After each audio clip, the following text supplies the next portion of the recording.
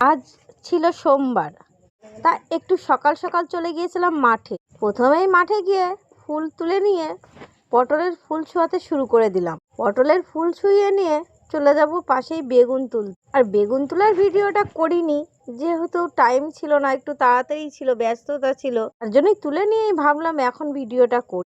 যাই হোক, একটা বেগুন তুলে নিয়ে সেটা বেছে ভালো করে ব্যাগে রেখে দিয়ে আরেকটা বেগুন তুলে বসে গেলাম আমরা বাছতে। আর যেহেতু আমার ছোট বাচ্চাটাও আমার সাথে যায়, তার জন্য অতটা ভিডিও করা হয় না। বাচ্চার হাতেও সময় ফোন দিতে হয়, কারণ ও আর কি করবে পাশে বসে বসে, আর এদিক ওদিক না ঘুরে ও বসে একটু ফোন দেখলেই ভালো হয় আমার বড্ড।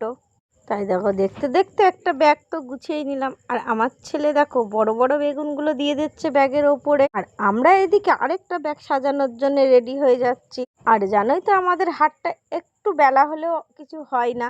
যাই হোক, এটার জন্যে আমাদের অনেক কিছু ভালো হয়, মালটাও অনেক করে তোলা যায়। যাই হোক, বেগুন টেগুন তুলে নিয়ে তারপরে আমার বড়মশাই মাথায় তুলে দিলাম বেগুনটা